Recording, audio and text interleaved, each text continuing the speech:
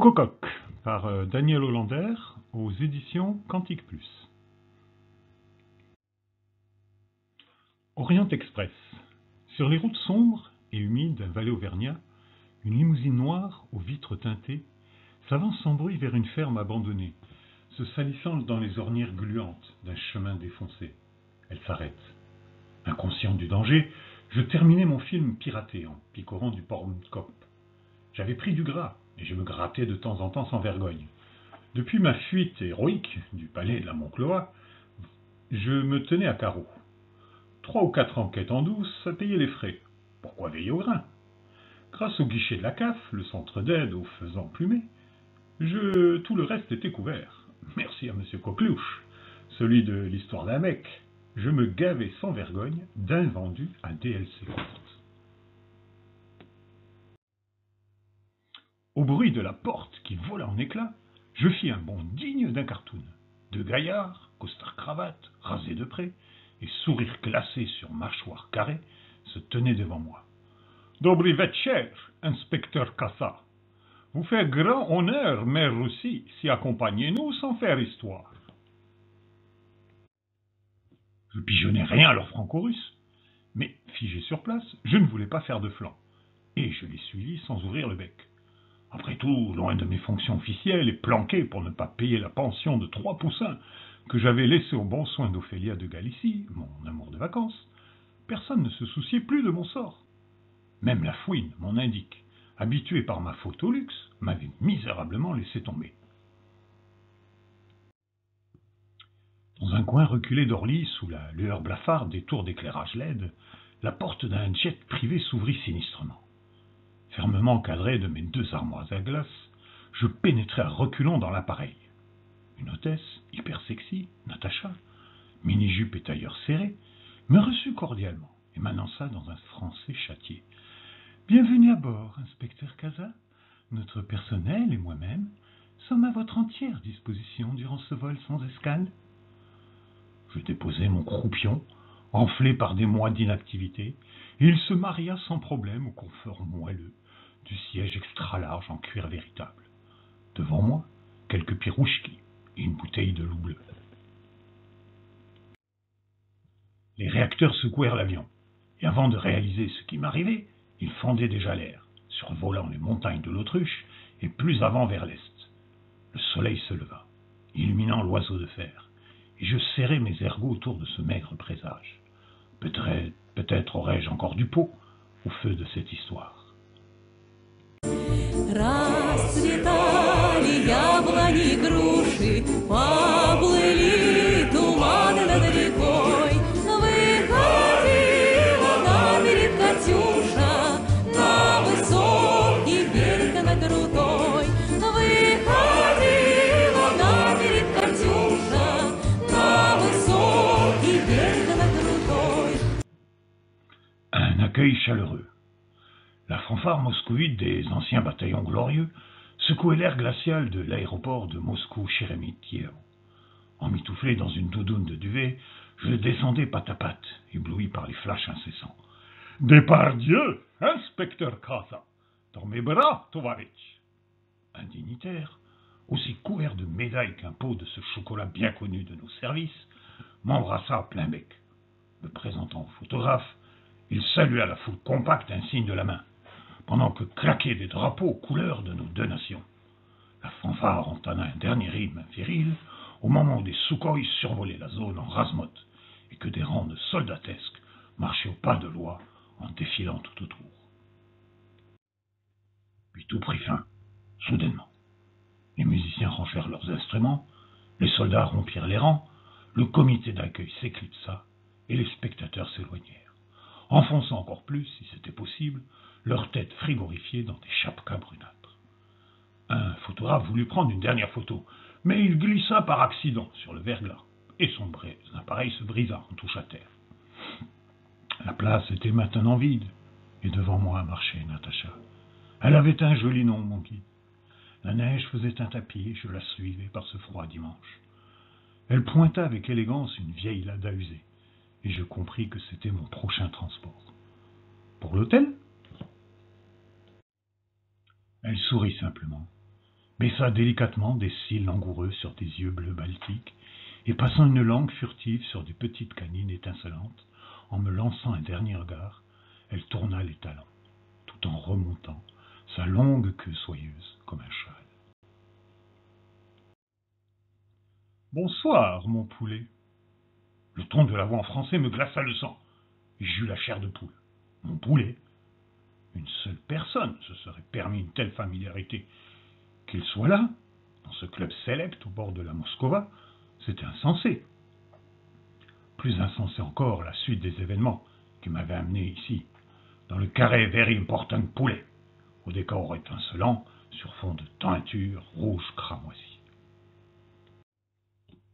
En quittant Natacha, j'avais pris le taxi de fortune qu'elle m'avait désigné.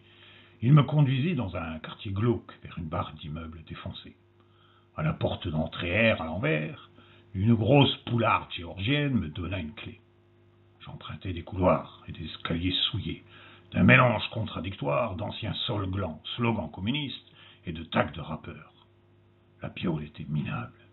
Comme seul moyen de chauffage, une flasque de gnolin. Je m'abrutis pour la nuit, et le lendemain, sous l'œil méfiant de la gardienne, je sortis sans but dans les rues couvertes de neige.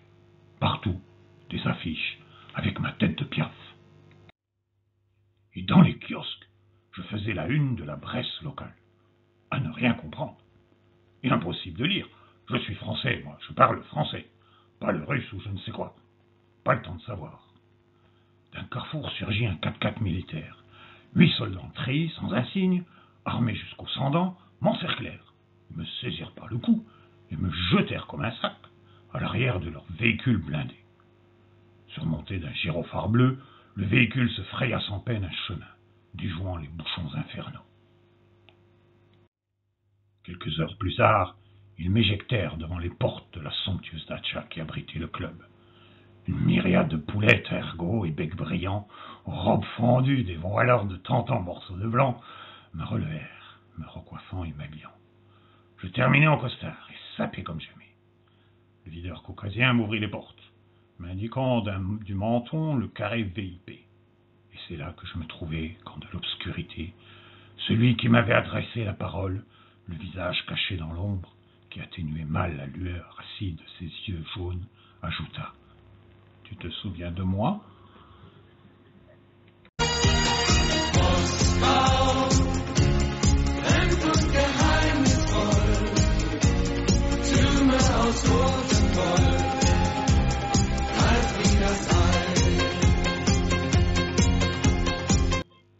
Amour et amitié. La fouine, qu'est-ce que tu fais ici? Je m'approchai résolument de mon ami de toujours. 2 gardes sautèrent sur moi. L'un me gifla, tandis que l'autre faillit me rompre le béquet en 2 par un coup de poing bien placé. La fouine, tout à son aise sur le divan matelassé et entouré de splendides créatures, calma le jeu. Voyons, voyons. Est-ce ainsi que l'on reçoit les bons Tovarich? Viens à mes côtés, Kaza, car j'ai un petit travail pour toi. Je m'assis tremblant de toutes mes plumes, près de mon indique, recyclé en chef d'orchestre, entre les différents bravas, les rivales, les anciens apparatchiks et les nouveaux oligarques. Il m'expliqua, d'un ton posé, en quoi consistait ce service. Je devais devenir le représentant officiel de la Russie au Conseil de sécurité de l'ONU. Pour me convaincre, il fit circuler quelques photos de moi, avec les notables de la Côte d'Azur, me vautrant dans le chocolat tartiné interdit, en compagnie compromettante avec la femme du diplomate de l'ambassade de Madrid, remettant une valise suspecte à un dangereux passeur. Bref, tous les secrets, magouilles et combines qui m'avaient permis de sauver mes plumes s'étalaient au grand jour. Bizarrement, la fouine n'apparaissait sur aucune de ces pièces. À sa table se pavanaient en gloussant tous les pans de la société internationale, trafiquant, vendant, se mentant et se trahissant, échangeant pays, matières premières et accords commerciaux. Tout cela au prix d'affreuses souffrances, déplaçant des nids, écrasant les œufs, bombardant les poussins et noyant leurs mères poules dans des océans de larmes amères, pendant que leurs fils et leurs maris mouraient dans des combats de coqs incessants et cruels. J'étais dégoûté au plus profond de mon âme. Or, well, comme disaient les invités british, loin de la ferme et de ma petite agence, où je cancanais de fierté les deux pattes sur mon petit tas de fumier, j'avais devant moi un abîme de purin, infect et nauséabond, où se vautrait sans limite, pourluisant et vautour rapace, ivre d'argent et de pouvoir. Comment la fouine en était arrivée là? J'en avais aucune idée. Je passais une semaine de furieuses orgies et de débauches sans fin, tout en gardant un œil ouvert, afin de trouver un moyen de m'extirper de cette fange sordide. Au lendemain d'une cuite mémorable, où l'on me servit un cocktail luminescent, je me réveillai la tête dans le troufion, dans une chambre d'hôtel de luxe. Allongée à mes côtés, filine et à moitié nue, Natacha me transperça de ses yeux bleus baltiques en me susurrant. « Casa, mon petit coq bouillant, fais-moi connaître le grand frisson romantique de la France et de Paris, la ville de l'amour. »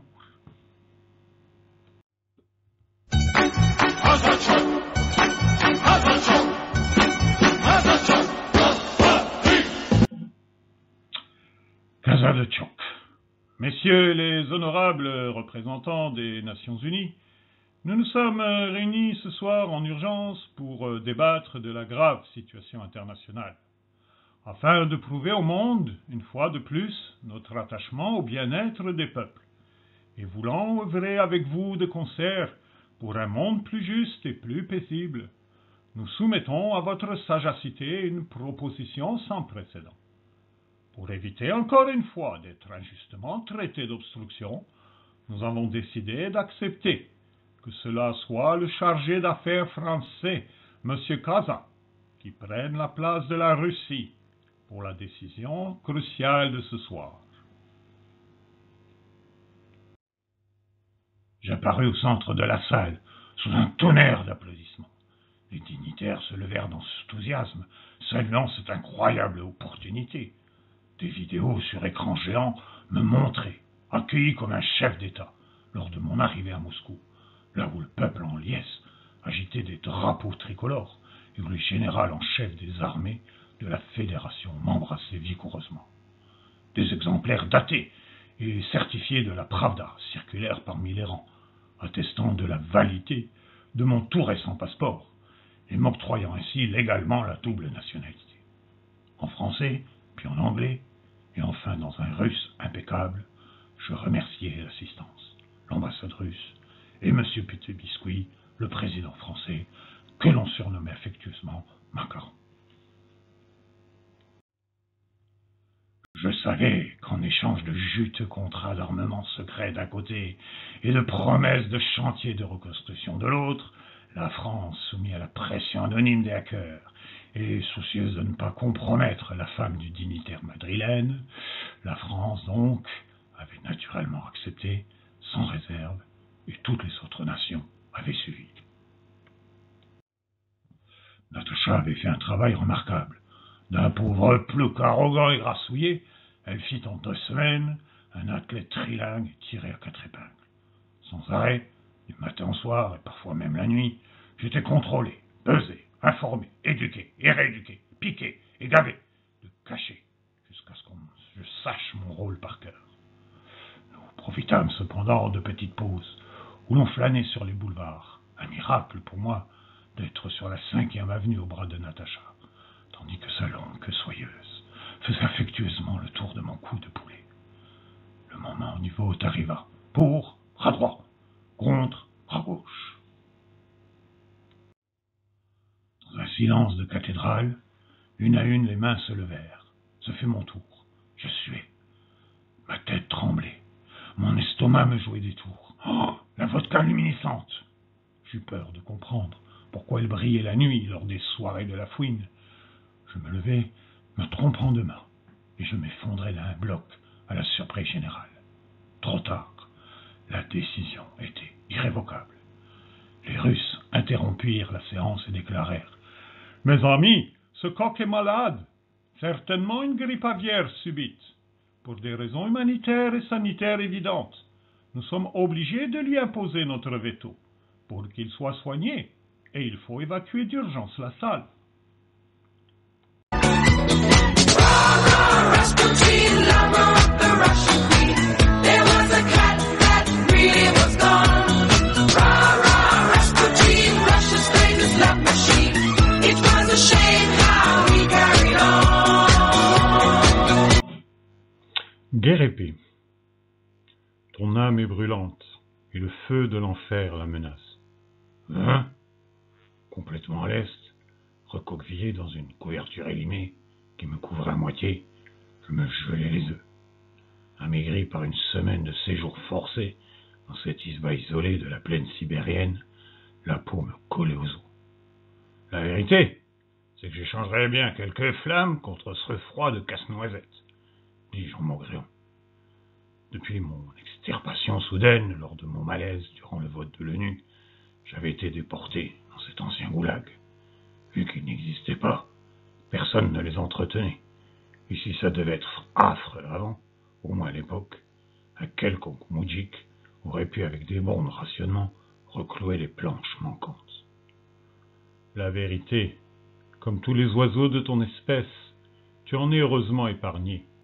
Tu glisses sur la surface sans vraiment te mouiller. Elle ne te transperce jamais. De quoi je me mêle? Devant moi, un ours brun hirsute, les yeux noirs et perdus dans l'espace, le corps grossièrement recouvert d'une bure épaisse, et au cou, une croix lourde et voyante. Arrête, Spoutnik, avec tout ce qu'on m'a fait voir, crois-tu que je sois d'humeur? Voir? Tu n'as vu que ce que on a bien voulu te montrer, et ce que tu avais déjà en tête. Tu es aveugle, ébloui par tes certitudes. Il se tut, puis levant deux doigts vers moi, il s'avança doucement, et délicatement me toucha le bec, comme s'il voulait que je me taise aussi. Morose, je me détournai. Le silence reprit ses droits, et les yeux attirés au travers d'une fente, je me projetai vers un lointain boulot. Un murmure léger, suivi d'un bruit de ruisseau, un souffle régulier, puis un chant naissant, un picotement d'abord insignifiant, puis une chaleur montante. Je vis. Je vis le général russe me coller à mouchard, lors de l'accolade, pour intervenir rapidement en cas de réel danger. Je vis le chauffeur du taxi acheter avec la moitié de son salaire la bouteille de torboyau qui me maintint en vie lors de ma première nuit moscovite. Je vis la gardienne taciturne niant m'avoir vu sortir. Je vis le garde retenir son cou pour ne pas me briser les os. Je vis la serveuse de la datcha de luxe allonger ma vodka irradiée pour m'éviter une dose létale. Je vis une marée de petites gens, solidaires et discrets, silencieux et soumis, œuvrant dans un espoir sans cesse bafoué par des tyrans éclairés ou des révolutionnaires convaincus. Je vis un peuple aux milliers d'origines, fondu ensemble au marteau de l'histoire et faucillé par millions pour repousser le vol noir d'aigles puissants sur leur plaine. Sans cesse vaincus, toujours victorieuse, j'entendis la voix profonde et rugueuse d'un peuple accroché à la vie, à sa terre, à ses amis, remerciant de cette immensité gelée stérile qu'ils appelaient la mère patrie. Je vis une nation tout entière s'extirpant de la boue pour atteindre les étoiles. L'appel du loup des steppes se mêla au battement régulier de milliers de cœurs. Le vent éleva aux cieux ce chant puissant venu des profondeurs, et hurlant, emporta avec lui les dernières notes vers le balai aérien des aurores boréales. Puis, tout se tut. La neige tomba doucement, apaisant mon âme mystifiée. Tu dois rentrer chez toi maintenant, Kaza. Ben, je suis prisonnier ici. Comment faire? Tu as toujours été libre. Et la clé de tes chaînes, tu la tiens dans la main. Et elle est aussi au milieu de ton cœur. au milieu de mon cœur. Quoi de plus précieux que le dernier cadeau de Natacha? Un œuf gigogne, finement décoré de motifs richement colorés. Je l'ouvris délicatement. Un cadeau dans un cadeau. Une boîte dans une boîte. Un chemin initiatique de la vanité de l'apparence vers l'invisibilité de l'essentiel. Le dernier contenait l'œuf cubique de Galicie. Je le donnai au moine. Il le souleva religieusement, le bénit, et s'en alla pas à pas mesurer. Je le suivis. De partout apparurent des gens simples, des paysans, des ouvriers, des fonctionnaires, des cadres, des enfants joyeux, des vieux courbant l'échine, des riches, des pauvres. Il se fit toute une procession dévote qui m'accompagna de fil en aiguille jusqu'au port de Vladivostok et au-delà, en France. Quand la nuit est tombée sur la voie ferrée, on était bien loin de la ville. On n'entendait que des notes et le bruit de nos bottes sous la pleine lune immobile. Bohémien. Enfin de retour dans mon enclos auvergnat, secoué par toute cette aventure, je passai une semaine sur la paille. Remis de mes émotions, je fis un ménage sommaire, relisant dossiers et procédures, classant enquêtes et jugements. Derrière chaque papier, une personne, une histoire, une vie, une âme, précieuse, unique, immortelle. Puis, le soir de décembre, vêtu d'un simple paletot, les ailes dans mes poches trouées, je sortis sous le ciel, faisant finalement de la grande Urse mon seul